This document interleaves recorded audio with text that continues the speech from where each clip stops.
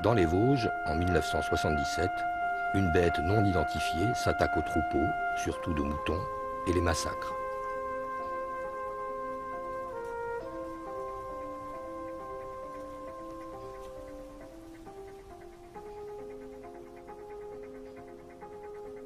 Aujourd'hui, 30 ans plus tard, j'ai réouvert les archives et je reviens sur les lieux.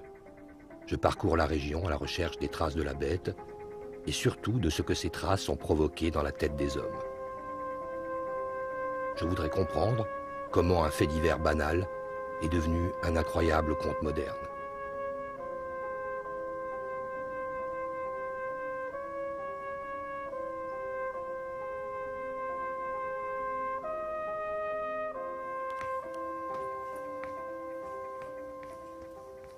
Ah, je vous le dirai pas.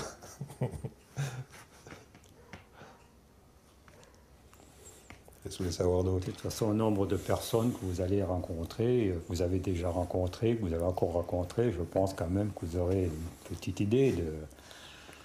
Si, peut-être ça se rapporte avec celle qu'on a, mais aujourd'hui... C'est pas du tout des gens qui nous font peur, qui nous impressionnent, loin de là. Hein. Mais bon, on n'a pas de preuves, on ne peut pas affirmer tant qu'il n'y a pas de preuves. Voilà, c'est pour ça qu'il faut rester quand même... Mais bon, vous savez, voilà, à 60%, les gens savent. Quoi. Ils savent quoi? Ils savent d'où vient la bête, qu'est-ce que c'était comme bête. Mais bon, je vous en dirai pas plus.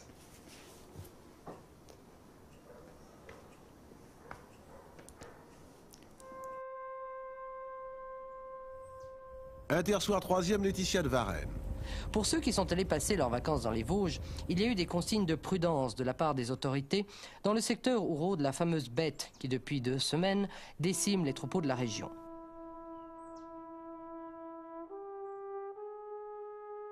Combien est-ce que vous avez perdu de brebis à cause de la bête des Vosges? Ben, ça fait 21 qui ont été égorgées sur le terrain, 9 d'abattus en abattoir, et puis 4 de blessés que j'ai soignés. Et tout ça en une seule nuit? Oui, en une seule nuit, oui. On s'en est rendu compte vers 9h, 9h30 du matin. C'était un véritable carnage, quoi. Elles étaient toutes égorgées, toutes prises au cou, avec un trou de chaque côté du cou. Et toutes de la même façon? Toutes, absolument toutes de la même façon, oui. Donc évident que c'est le même animal qui a fait ça? Ah oui, oui, absolument, oui.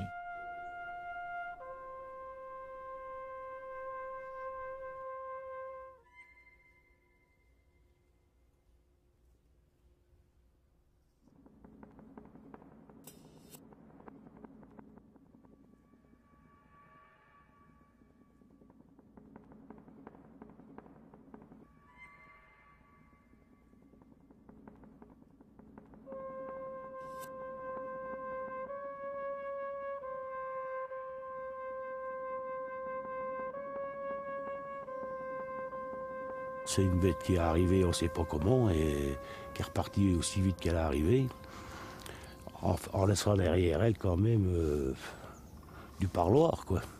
Elle a laissé des traces, hein, elle a laissé des animaux morts, elle a fait courir les gens dans les bois, elle a fait faire des battues administratives et tout, pour en retirer rien, puisque personne n'a pu la voir.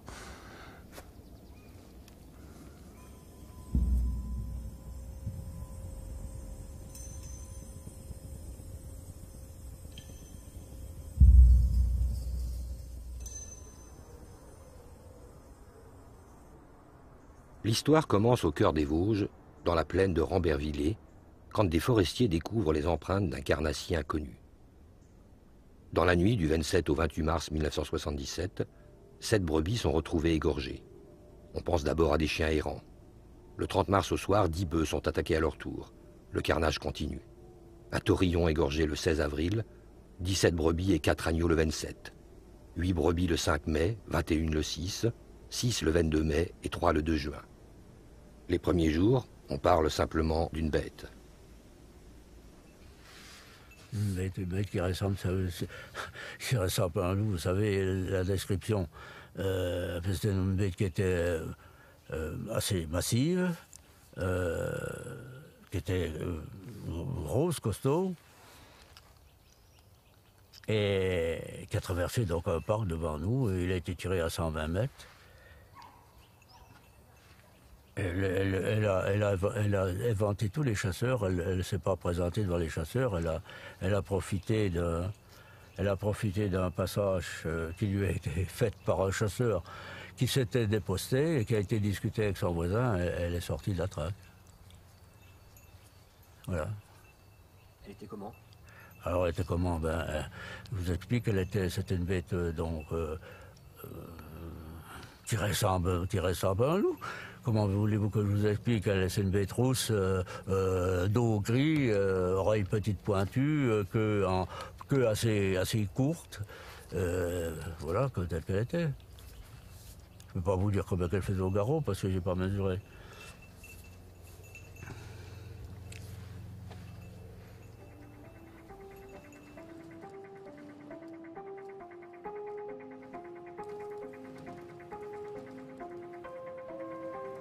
On avance de nombreuses hypothèses pour identifier l'animal. On pense à un chien, puis très vite on parle d'un loup ou d'un lynx. Les photos existantes sont de trop mauvaise qualité pour tirer une conclusion. On ne sait pas, on est en plein inconnu, chacun imagine. On me demande toujours qu'est-ce que c'était, j'en sais rien. Je donne ma version, mais je ne sais pas ce que c'était finalement. Puisque personne ne l'a jamais su. Puis je crois que même à la fin du film, vous ne saurez pas. Vous aurez toutes des versions, mais laquelle sera la bonne, j'en sais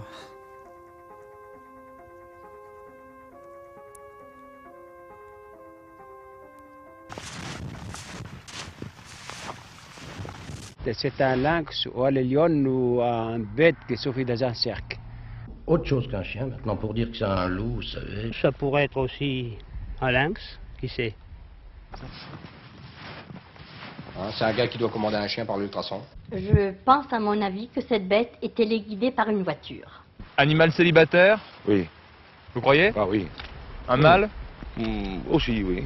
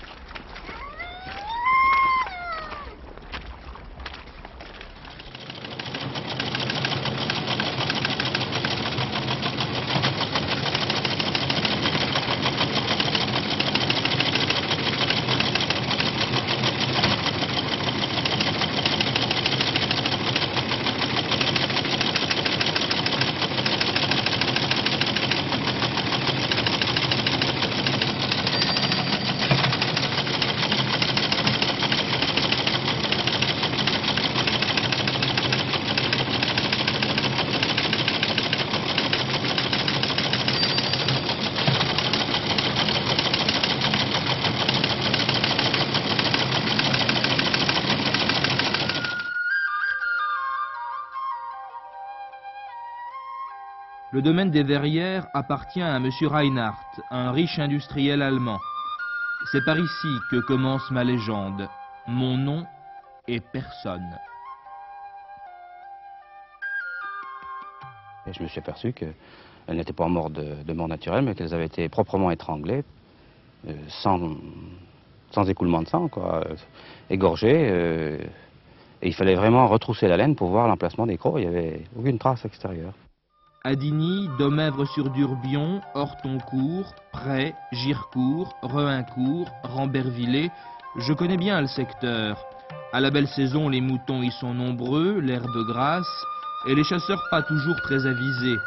Ils ont organisé des kermesses en mon honneur, des battues comme ils disent. Ils sentaient bon, ils étaient très nombreux, très bavards et très fair-play. Ils m'ont presque toujours tiré à distance. Moi, je filais à l'anglaise, on ne sait jamais. Dans les chaumières, on raconte beaucoup de choses à mon sujet. J'aurais été lâché pour nuire aux gens du pays, j'aurais franchi les montagnes, je serais téléguidé, je serais un vulgaire chien de ferme, voire même un bâtard, un vagabond. On m'a aussi comparé au loup des Carpates. Non mais dites, vous m'avez bien vu? J'ai aperçu la bête, la deuxième battue qui a été faite. Elle me passait à 100 mètres. Le premier coup, 80 mètres le deuxième coup. Et cette bête est une bête de forte taille. J'ai été surpris, j'ai été... Je l'ai vu 2 fois traverser les parcs. Et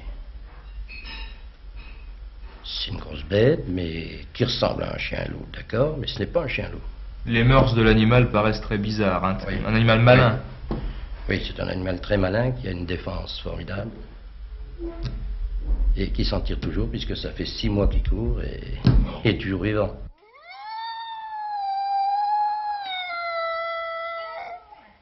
Alors l'animal en question, madame, vous l'avez vu qui montait vers le chemin, là, hein? Oui, là, oui. Qu'est-ce que c'était alors? C'était comme un énorme chien.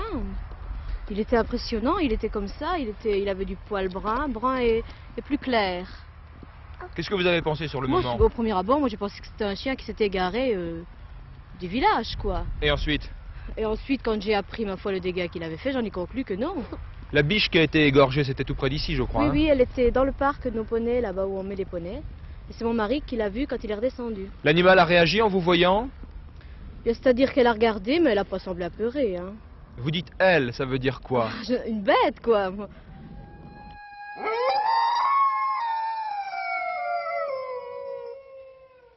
3 fois elle a été encerclée, 3 fois elle a été tirée, et chaque coup on a eu de la malchance.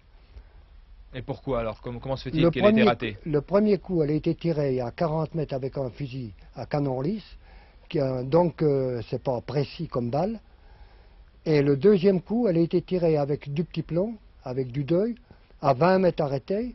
Il aurait mieux valu que la bête soit tirée en pleine course. Là, à 20 mètres, il aurait eu des chances de la tuer. Vous iriez vous promener en forêt, par exemple? Ah non, j'aurais trop peur.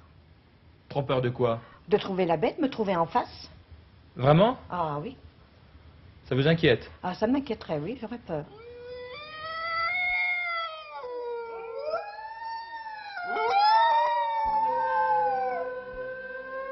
Tiens, ça c'est moi, pendant ma campagne de 77. Ils ont choisi mon plus mauvais profil, tant pis. J'ai été photographié à la belle saison. J'ai refusé de poser avec leur chevrotine un de ces jours. Enfin, je préfère ne pas y penser. Les gens de la télévision ont fait courir un chien policier pour comparer les attitudes. Je me sens plus fine, plus élégante, au goût sauvage, venu d'ailleurs.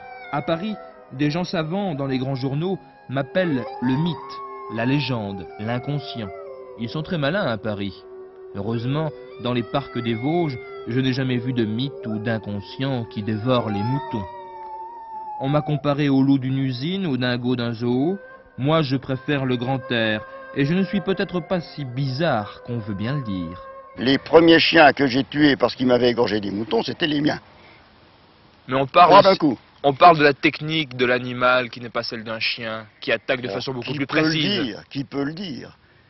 On a vu des loups ici dans le temps, j'ai vu, personne n'en a vu. Donc on ne sait pas. Par exemple, je crois que c'est en 69, un loup dans les Vosges, un soi-disant loup, avait été buté par un car. La presse l'a signalé comme loup, l'a mentionné comme loup. Or, 5 jours après, à la fac des sciences de Nancy, il a fallu l'identifier. Alors, on avait réuni plusieurs professeurs de zoologie de Nancy, des vétérinaires, moi-même, et encore d'autres gens. Et l'animal, sur une paillasse comme ça, de laboratoire, devant nous, hein, personne n'était capable, en prenant les mensurations et tout, de dire si c'était un loup ou un chien. Il n'y a qu'en lui ouvrant le ventre et en trouvant à l'intérieur des carottes et du riz, qu'on a pu dire que c'était un chien. On devrait surveiller toutes les voitures qui passent, parce qu'il doit y avoir un double plancher dans une certaine voiture. Et ce chien, parce qu'à mon avis c'est un chien, un gros chien, et il doit être enfermé sous un double plancher. Quand on voit les écologistes d'Alsace qui relancent le lynx, qui sait si c'est pas ça, ou de toute façon la bête des Vosges, même si c'est un loup, eh bien elle a été lâchée par un homme. Alors après le loup, je pense qu'on aura le lynx. Quand le loup sera tué, on aura affaire au lynx. La migration me paraît impensable, puisque cette bête, dans le fond, laisse toujours sur son passage des traces de son passage, elle tue, hein, et pourquoi aurait-elle migré sans tuer? Par contre, lâcher, alors là, vous avez beaucoup d'hypothèses.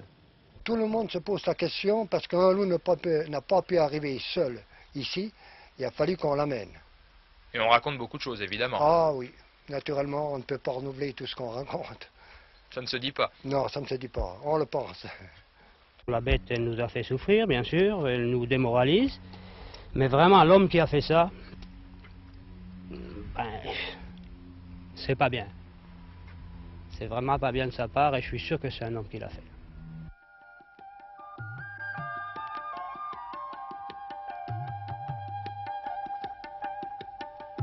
Depuis le mois d'avril, une véritable armée est en campagne contre moi. Tout a été tenté, les battues, les pièges, les nuits de garde, le tocsin, et pourtant je ne compte plus mes repas, à peu près 300 victimes. J'ai fait jaser chez les humains, monsieur le préfet, messieurs les directeurs de ci, messieurs les directeurs de ça, les gendarmes, tout le monde m'en veut. Pourtant je ne m'attaque pas aux petits-enfants, ça c'est bon dans les contes. Il paraît que je dérange des habitudes, que je suis trop gourmande et que je coûte cher à la région. Par ici, dans les Hauts-de-Vosges, je me sens moins à l'aise qu'ailleurs. Le coin est sympathique, bien sûr, mais je n'aime pas trop la neige. Et puis, avec ce froid, plus question de choisir son dessert. Les plats de résistance se font rares. Récemment, tout de même, je me suis permis une fantaisie du côté de la Bresse. Et je pense avoir rendu service à un berger tunisien.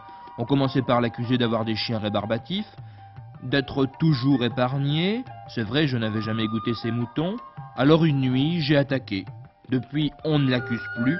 Et pourtant, j'ai l'impression qu'il m'en veut à moi aussi. J'avoue que ce jour-là, j'ai peut-être un peu exagéré. C'est la mordure de la bête des Vosges. Et toutes les bêtes ont été atteintes au même endroit, au cou? Toutes les bêtes atteintes au même endroit, au cou, pareil. Ouais, toutes. Ouais. Ou soit à le cuisse intérieur. Ouais. Combien de bêtes ont été atteintes comme ça, à peu près? Les bêtes atteintes, jusqu'à maintenant, on a trouvé 37 brebis foutues qu'on a ramassées au caressage.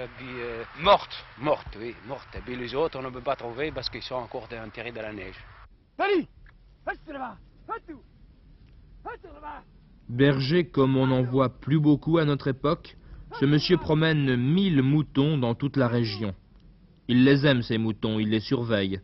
Cette nuit-là, j'étais moins fatigué que lui, alors j'en ai profité. J'étais surpris parce que déjà, j'étais très fatigué par le mouffeta, l'humidité et le froid de la neige. Puis je guettais le troupeau à 3 heures du matin pour aller prendre quelques robots jusqu'au matin. Je ne pensais pas à la bête qu'il faudrait à l'heure-là dans le troupeau. Et la bête a attaqué vers 3h30, 4h? Vers 3h30, 4h à peu près. Vous avez été surpris? J'étais surpris, oui. J'étais surpris. Chez les humains, les choses ne se déroulent vraiment pas comme chez les animaux. Heureusement pour moi d'ailleurs. Certains chefs ont failli avoir des problèmes à cause de moi.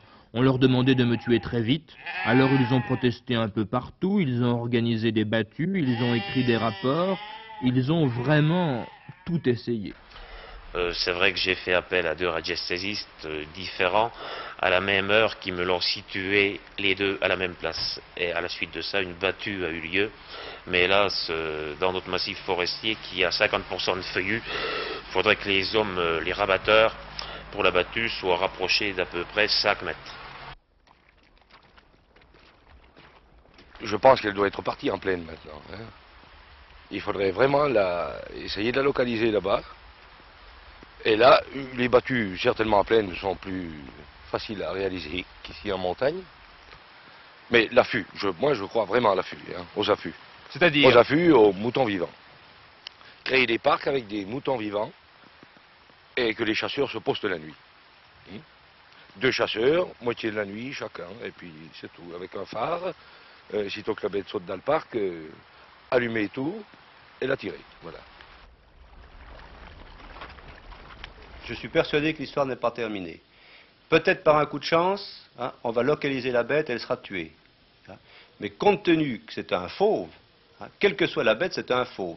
Avec toute l'intelligence qu'elle a, et c'est une grande bête. Elle se défend fort bien, hein, elle a moyen de se cacher. Eh bien, l'expérience que j'ai de la forêt, et déjà de recherches un peu similaires, me font penser que ça peut encore durer très longtemps.